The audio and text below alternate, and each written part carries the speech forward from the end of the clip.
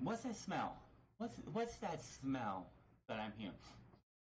Oh, it's awful. What is that smell? Oh, I know. It's Monday Night Raw. This was supposed to be the refresh, the restart. This is when Vince McMahon was going to let the reins go and give it to Paul Heyman, and we're going to be in the Paul Heyman era. This show felt like last week's, only worse. This show continues to get worse. And what we're going to have next week? We're going to have a Raw reunion with the likes of Booker T, it looks like, Christian, Devon Dudley, Triple H, Shawn Michaels, X-Pac, Sergeant Slaughter for some reason, Ric Flair, Hulk Hogan. Of course you have to have the Hulkster brother, as long as he's not being racist and everything, and so many others. The biggest Raw reunion of all time, even though WWE, I believe back in 2007, did a Raw reunion. This is desperation, and this show is just so goddamn awful. This show is so bad. So fucking bad. If this is Paul Heyman's version of Monday Night Raw, he might as well just say, Vince, I'm done. I quit. I can't do anything different because nothing had changed. Not a damn thing felt different from last week, the week before that, the week before that, the week before that, the week before that, the week before that, the week before that, and the week before that, and so on and so forth. Nothing has felt different. This show still sucks, and we need to get rid of the wild card rule. There was a fan who went to Poughkeepsie, New York tonight and watched SmackDown's house show. When they bought their ticket in May, they had Roman Reigns, Drew McIntyre, Finn Balor, and a couple others, and Big E in the New Day on that show advertised. Yes, I know, subject to change. But that is no excuse to have superstars who advertise for that show missing that show because they have to be on Monday Night Raw. Card subject to change should be somebody's injured, somebody's sick, some plans change for something else. A house show is not like a pay-per-view or a Monday Night Raw with cards subject to change. The only reason, again, that there should ever be a card changing is because of what, if a superstar is injured, sick, or anything else. There is no excuse for having superstars from SmackDown Live on Monday Night Raw. Tonight, we had the worst women's match in all of WWE's main roster tonight. You had Natalya versus Naomi versus Carmella versus Alexa Bliss, with the winner going to SummerSlam to face Becky Lynch. Let me get that straight. Alexa Bliss lost at Stomping Grounds. Alexa Bliss and Nikki Cross lost last night. But yet, Alexa Bliss is in a title match, a title shot again for the championship she should have been going after the last 2 months. And on top of that, we have a 10-man, top 10 cross-brand superstar battle royal. The winner goes on to face Brock Lesnar at SummerSlam. That was the 2 matches they named going into Monday Night Raw. And I said it on Twitter, those 2 matches alone give me zero hope that this show is going to be any different than last week. And I was right. I was absolutely fucking right. This show just felt like Vince McMahon was at the helm from start to finish. I will say, at the beginning of the show, Paul Heyman did hint at the fact that he is the executive director of Monday Night Raw, and made it sound like he's going to be running things on Monday Night Raw in a actual capacity on TV than just, behind the scenes. Which I would not be surprised about that. Vince McMahon, and this entire executive directors for Raw and SmackDown tomorrow, we thought we were done with Shane McMahon. And what they did last night at Extreme Rules was a way to write Shane McMahon off. What do? They have him tombstone pinned 1, 2, 3 in the middle of the ring. So what's going to happen tomorrow on SmackDown? We're going to have a town hall meeting for everybody on the brand so we can have them voice their opinions with Shane McMahon hosting. Shane McMahon is not going anywhere till after SummerSlam, if that. The show started off with, we go to the ring with Brock Lesnar and Paul Heyman. We get a video of Lesnar's cash-in from last night. Philly, you disappoint me because I know the cash-in's supposed to be a big deal, a big moment. Oh my God, the person with the briefcase is coming to cash in. This should have been you raining down booze and saying, fuck this show, this shit sucks. But no, you guys all cheered it, you all thought it was great, and then of course when Brock Lesnar won, the air went out of the building. We get the usual Heyman introduction about Brock Lesnar being the reigning defending champion. He says he warned all of us and told us all that that the title change was coming. Fans boo Heyman and he encourages them to keep going. The boos and some cheers continue. Heyman goes on about how he has all the stroke around here now, of course hinting at being the executive director. You ain't got nothing but stroke for being with Brock Lesnar. That is it. No stroke for anything else. He says he's making a cross-brand all-star top 10 battle royal with the winner facing Lesnar at SummerSlam. Heyman mentions how soon-to-be-fired production team is going to help him flash the participants on the big screen. God, if he was actually being true, I know if I was able to fire the production team, hey Kevin Dunn, you're fired immediately. But he goes up with the graphic and it shows Seth Rollins, Randy Orton, Big E, Cesaro, and Braun Strowman, Rey Mysterio, Baron Corbin, Sami Zayn, Bobby Lashley, Roman Reigns. Now, out of these 10 participants, let's break this down. Seth Rollins lost the Universal Championship last night. Cesaro lost last night to Aleister Black in a pretty good match. Big E, Big E's the tag team champion. Randy Orton hasn't been seen since Saudi Arabia.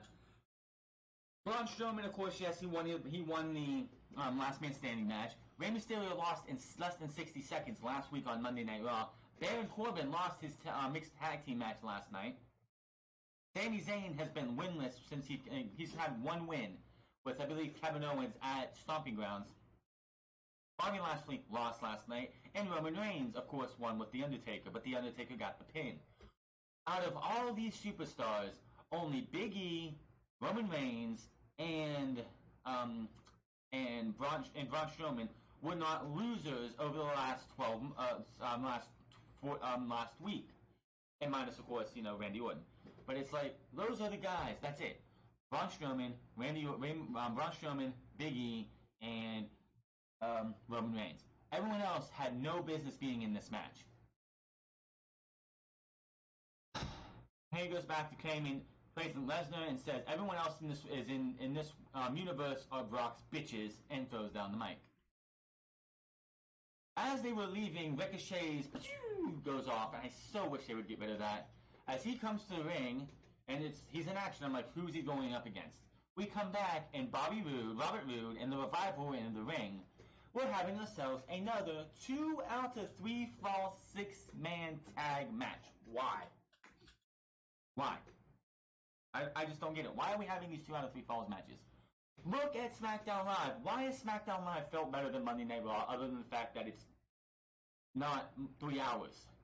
Because outside of the main events, every single match the last 2 weeks or more have had picture-in-picture. Why can't Monday Night Raw have picture-in-picture? The reason in 2016 they added that is obvious, because they wanted Raw and SmackDown Live to feel different. SmackDown used to have a graphic that came up onto the side that had the person in the picture, and then input like the old Matt facts from Matt Hardy version 1. It had facts from that superstar. They recently got rid of that since this wildcard rule. But they have picture-in-picture. Why can't Raw get picture-in-picture? We would eliminate these 2 out of 3 falls matches. You had a 9-minute battle royal at the end of the night, like a 10-minute battle royal at the end of the night that was like hot-shotted over and over. But you would eliminate half your problems from Monday Night Raw. We go to the ring and we have ourselves, and we go to the break after, of course, 2 out of 3 falls after Ricochet comes in. We come back, and we see Jey Uso and Jimmy Uso come out with the other 4 members in the ring. Ricochet with an early pin on, it was like less than 2 minutes. We got a, code breaker, which is called the recoil for Ricochet, which is fine. You want to give it its own name, that's fine. But we get an early pinfall on Scott Dawson for the 1, 2, 3. So the tag team champions get pinned like that. Ricochet, this entire match, this entire 2 out of 3 falls match was WWE's way of trying to keep Ricochet looking strong after being humiliated the night before. That's about it. Then Bobby Roode gets a, let's see here. Dawson tags in, drops Jimmy in the face with a flapjack for the 1-2-3. I think this was a botch because Scott Dawson and Dash Wilder were both in the ring. Dash drops out of the ring while Dawson is going up for the, looked like it was going to be a shatter machine, but unfortunately Dash was gone, so he just hits him with a flapjack, 1-2-3. So Jimmy Uso got pinned by a flapjack and not a shatter machine. Now, it looked like Jay, after Ricochet got tagged Jimmy in, Ricochet drops down and goes check on Jay. And by the time this match was over, you see Jay doing this a lot. They go in and they celebrate, and he's just like dropping to his knee, holding his neck. So I don't know if Jay's actually hurt, but it looked to me like he was injured at the end of this, halfway through this match, because it was Jimmy and Ricochet who enjoyed for the rest of this match. It felt like. Ricochet hits the 630 on Robert Roode after hitting him with a recoil for the 1-2-3. Ricochet and Usos win this match. Again, Ricochet looking strong. However, out comes the club at ringside. Luke Gallows, Carl Anderson, and AJ Styles. Ricochet leaps out of the ring and takes AJ down the floor. Gallows and Anderson and the Usos all get involved. The Revival bring the Usos back into the ring, but a double super kick sends them right back out. Gallows and Anderson also eat super kicks as the Usos stand tall in the ring for a pop. The Usos run the ropes, but Roode pulls Jimmy out and sends him into the barrier. Jay grabs Roode, but Roode drops him over the top rope. The Revival running with a shatter machine on Jay. Ricochet comes flying into the ring and takes out the Revival to save the Usos, but AJ springs in and gives him a phenomenal forearm. And this had to be the best-selling phenomenal forearm I've ever seen. He literally flipped Ricochet, flipped him the way Ricochet, usually when you get a phenomenal forearm, you land on your back. Ricochet flipped and landed on his stomach. It was fucking beautiful. That's the way I want Ricochet to take the phenomenal forearm when this match happens at SummerSlam, if he has to take that move. That was awesome. Magic Killer to Ricochet. Club stand tall over Ricochet as AJ music hits. We go to replays of the club stand tall. Still to come, the Cross Brand All-Star Battle Top 10 Battle Royal. I do like the fact that Cesaro, Big E are considered to be in the top 10 of an All-Star Battle Royal. That was the shocker to me, is that you had a guy like Daniel Bryan was originally advertised for this match. Then they took that off and they put it back on, and I believe it was Sami Zayn that took his spot. I don't know why. Maybe he's going to be going to the WWE Championship. Who knows? Viking Raiders versus Vinny Gruna and Jackson James. This was a squiddy squash match. And may I ask, these guys are still doing squashes. Why? It is time. I guess since the Usos win the tag team titles at SummerSlam, they're going to target, the Viking Raiders are going to target them. The Viking Raiders, of course, are being heels on Monday Night Raw. They've been heels since they came up during the Superstar Shakeup. It is kind of a bum mat for them, but we'll have to wait and see. Nothing I can say about this. They beat these guys down, and they win with Thor's hammer. I will not call that that move by its slave name. We get a look at The Undertaker and Roman Reigns defeating Shane and Drew last night. The announcers talk about Cedric Alexander wearing the mask last week. Drew walks up to a group of superstars backstage earlier in the night. Cedric, the tag team champions, the NXT tag team champions, the Street Profits, Finn Balor, No Way Jose, and a few others. He knocks them, and he has words for Cedric, who stands up to him. Drew says he doesn't plan on just hurting him last week. He's going to disembowel him, dismember him. Drew says, "I'm just kidding. That's illegal." But he will humble Cedric and completely eviscerate him tonight. Cedric says he's heard from other people that he's humble before, but tonight, the joke, he takes his glasses off because Cedric wears glasses and says, "We'll be on you." They face off and end the segment as we go to commercial break. Back from commercial break, and we have Cedric Alexander versus Drew McIntyre. This was a short match because of the commercial break fiascos that they're doing and everything. But from what I saw in this match and what we saw, I was fine with the match. I knew this was a match that you do for time constraints. This was great. For what they had, this was great. I'm going to just give them that positive. This is probably, outside of what happens a little bit later, the best part of the show. Cedric Alexander, Drew McIntyre left you wanting so much more. Now, I'm just hoping we don't go to Raw next week during the reunion and have Drew McIntyre hit him with a Claymore kick and beat Cedric Alexander. What Drew McIntyre should do is not fade him in a match next week. When they set up the rematch, have Drew McIntyre come out there and brutalize Cedric Alexander.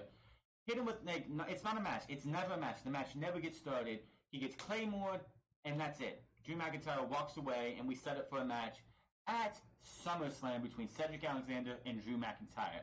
That is what you do. I do not want to see Cedric Alexander versus Drew McIntyre again until we get to, and then of course after next week you have Drew McIntyre in another match. After that match is over with, Cedric Alexander comes out and they brawl, and that's how you build this up. This is positivity this is how you build a new star. He gets a surprise upset win over a bigger star than him.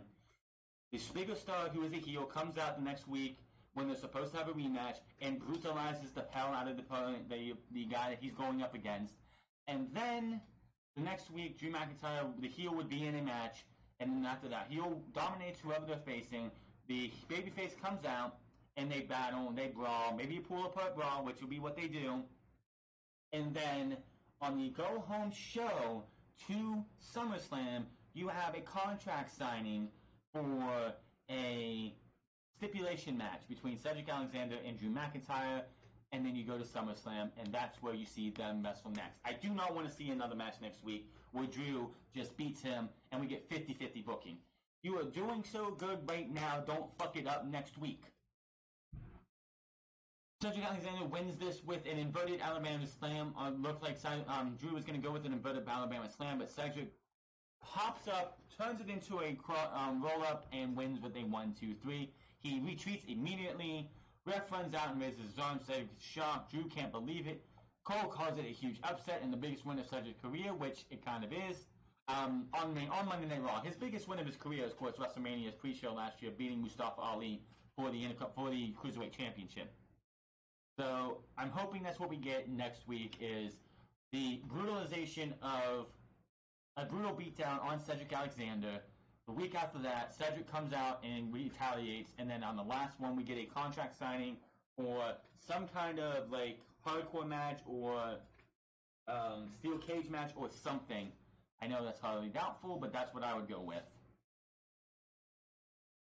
We see Shinsuke Nakamura capture the Intercontinental title, and we go to Finn Balor, who says he doesn't dwell on the past. He looks for a way to keep moving forward, says he wants his title back, and tonight Joe stands in his way. Balor doesn't care if he has to go through Joe, over Joe, around Joe, whatever. He'll find a way to keep on moving, and we immediately cut to Joe, who is backstage in gorilla position. Joe cuts a promo and warns Balor and says he'll be out there waiting to hand Balor another loss.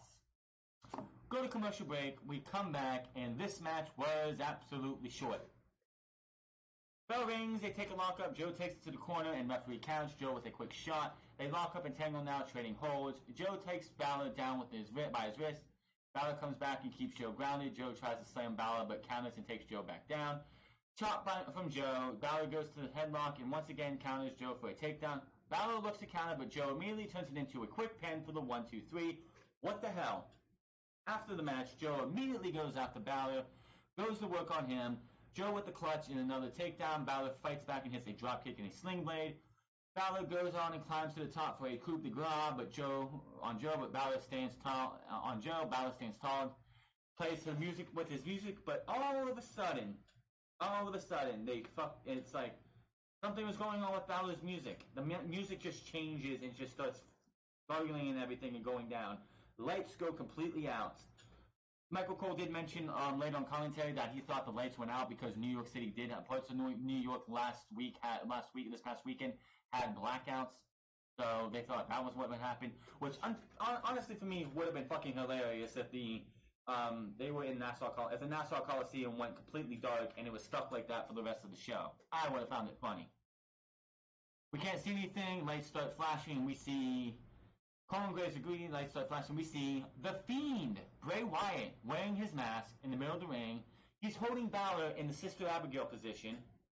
And then Wyatt does the whole kiss, drops him with the Sister Abigail, stands up, poses just like this, arms out to the side, looks up, and then the lights go back down, and you just hear a creepy voice, a creepy cackling laugh, and we get a holy shit chant, which was actually deserved.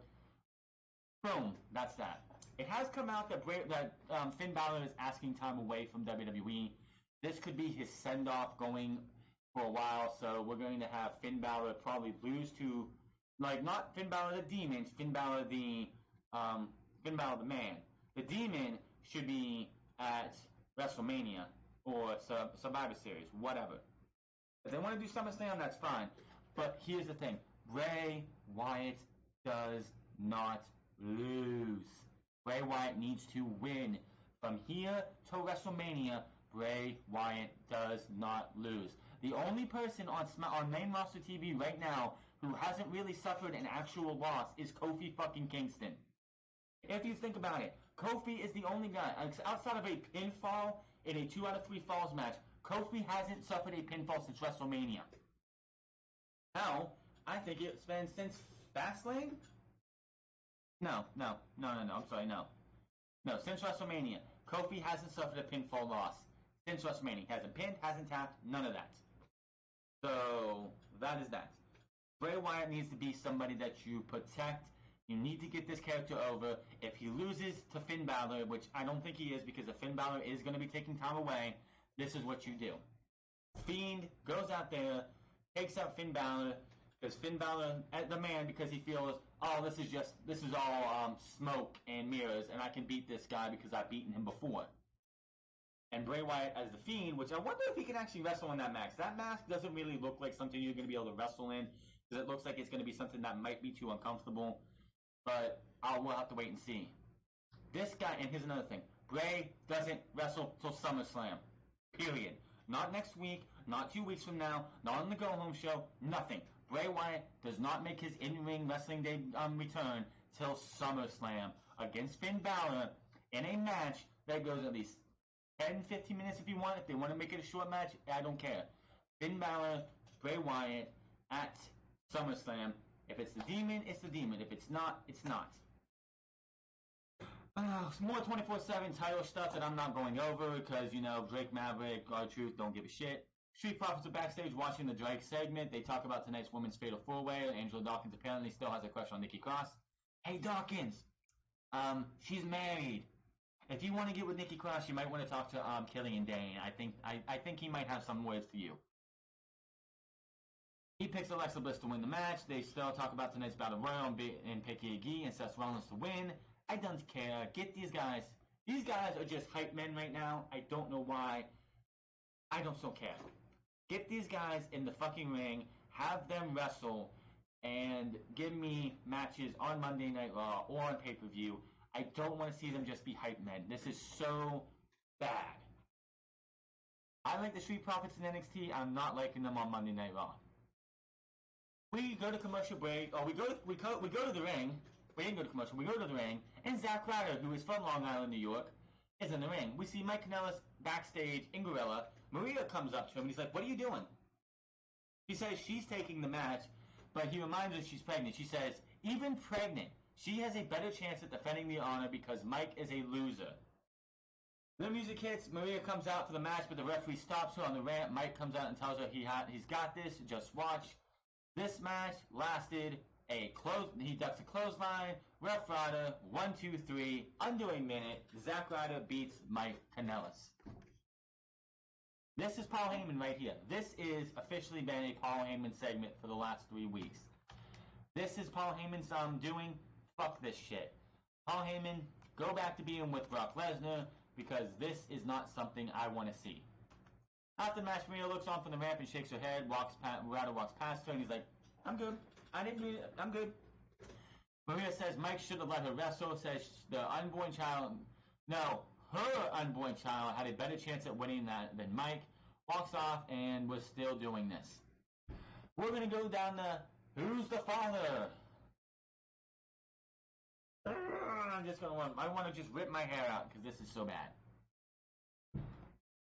The club come out for a 6-man tag match.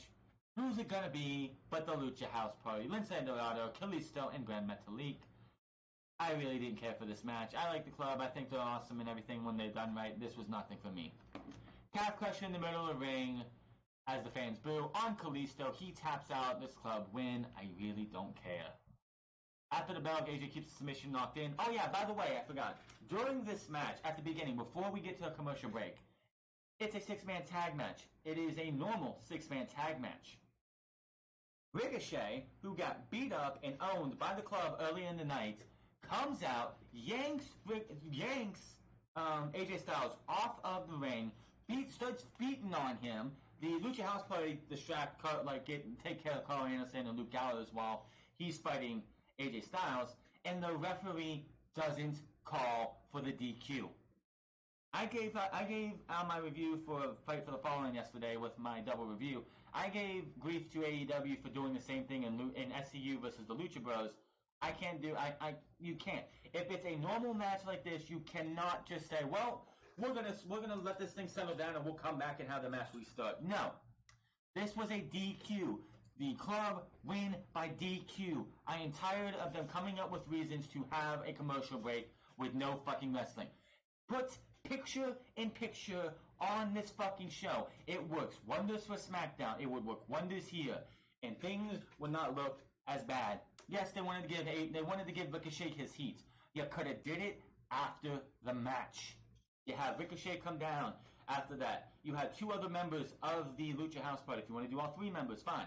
They fight off Luke Gallows and Carl Anderson while AJ Styles and Ricochet start brawling against each other until the referees pull them apart. That's how that should have went. This stupid thing of having no wrestling during commercials unless it's on SmackDown with picture in picture is killing Monday Night Raw. Let's see here. We go back to the winner take all. Brock Lesnar cash in. Rollins says he has stayed focused in tonight's main event. He's been emotionally hurt from last night, but what hurts him the most is that he has to stand here without his title and watch Lesnar walk around with that he doesn't deserve. Rollins says it is hurt, but he also a man possessed before he goes any further. Rollins wants to let everyone know that Raw Women's Champion Becky Lynch is one of the toughest women he's ever met. And she will be okay. He doesn't know if she will show up tonight. That's up to her. Rollins goes on about what Baron Corbin found out last night and says that will happen to anyone getting in his way for the title. Rollins says he will fight and beat anyone, including Sami Zayn, Braun Strowman, Big E, and anyone else until he gets his shot at Lesnar. I will have to say that I'm hoping with the fact that Brock took the title off of Seth and then we'll have whatever's going on, that the Seth and Becky relationship is off TV. We're done with it. It ended at Extreme Rules. That is all we need to see. I don't care about their fucking relationship. Good for them. I don't need to see it on TV, especially since they have zero chemistry together. Cole looks back at the Bray Wyatt return on tonight's Raw. And then we go to the worst fucking women's match of the year. I thought Brandy vs. Alley was a bad match at AEW's Fight for the Fallen, and it was. That was a bad match. And then Alexa Bliss, Carmella, and Naomi and Natalia said, hold my beer. Because they made that match look like a 5-star classic. Alexa Bliss cannot fucking wrestle. The Nassau Coliseum was chanting, this is awful. Carmella so basically what happened is, we start the match, Alexa Bliss hides out with Nikki Cross on the outside while Carmella, Naomi, and Natalia beat the hell out of each other for about a few minutes. Yeah, so that's what that was. Bliss finally comes in and steals the pin on Carmella, and Carmella has been eliminated. Instead of giving Sarah Logan a chance like they did last week in the Beat the Clock Challenge, let's just give it to Carmella because she's dating Corey Graves, and I think that's the only reason she was in this match. Bliss goes for a pin on Naomi, but Carmella has the referee distracted. Naomi goes back and drops Bliss for a close 2 counts. Bliss talks trash to Naomi and smacks her around. Bliss with some more disrespect. They both go down after colliding with clotheslines, and we go to commercial break, which I'm surprised they didn't go straight to commercial after the pin on Carmella. Because what do these women do for the entire commercial break? Because there's supposed to be no wrestling during commercials, yet they didn't stop the match and go to commercial and then come back and ring the bell again. They just kept going. So Bliss goes back outside. She hides while Natalya and Naomi try to beat the hell out of each other.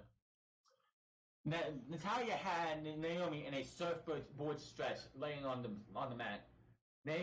Bliss comes over. I will give her genius because this is something I've never seen anyone else do.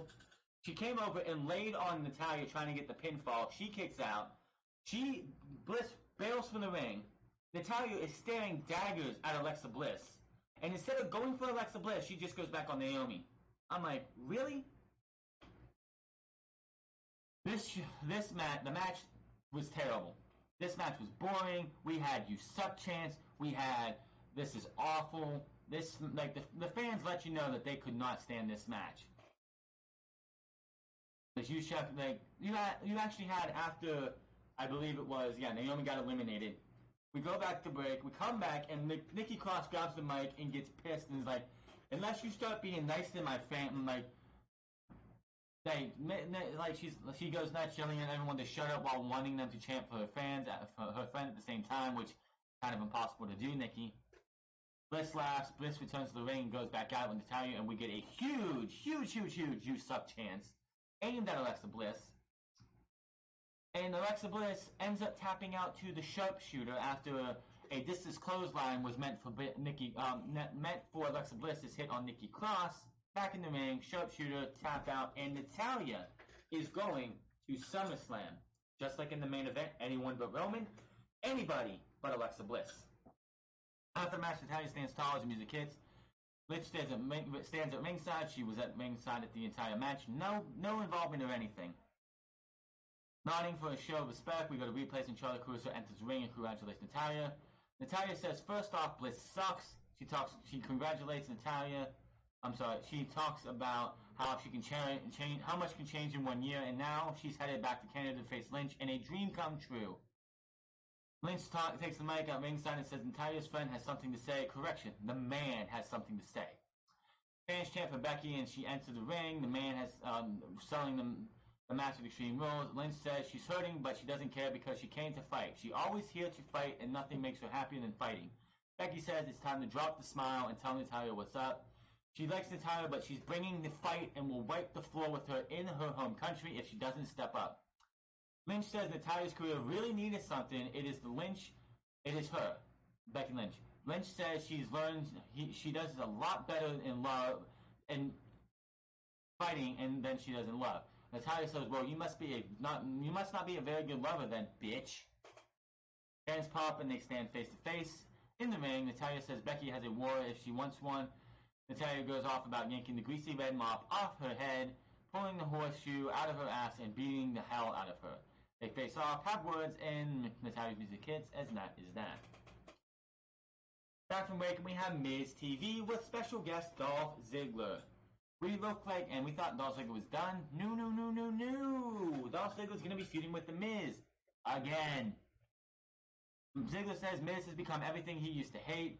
Knocks Miz for just being a walking t-shirt sale now and everything he used to be against. Ziggler mentions Miz wearing a Miz-themed Long Island shirt and says he's from Cleveland. He's better than that. Ziggler goes on about also taking shots at Maurice, and that's when Miz, heard enough, tackles him and rocks him, but Ziggler retreats out of the ring, clutching his face. So we're getting Miz versus Dolph Ziggler. 2.5 years too late. I'm not doing the whole, like I said, don't care about the 24/7 stuff. Moving on.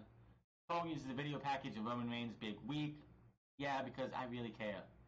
Cross brand All-Star Battle Royal, Big E, Sami Zayn, Seth Rollins, Bobby Lashley, Rey Mysterio, Baron Corbin, Roman Reigns, Cesaro, Randy Orton, and Braun Strowman. This one was your greatest hits, pretty much. You had an RKO on this guy, an RKO on that guy, a 619 of Bobby Lashley's ribs, which was a good move by Rey Mysterio.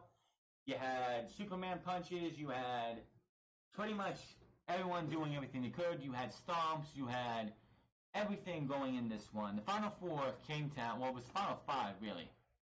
Because Orton, let's see what we see. Strowman tries to dump Reigns, but Reigns hangs on. Rollins comes over and eliminates both of the men at the same time.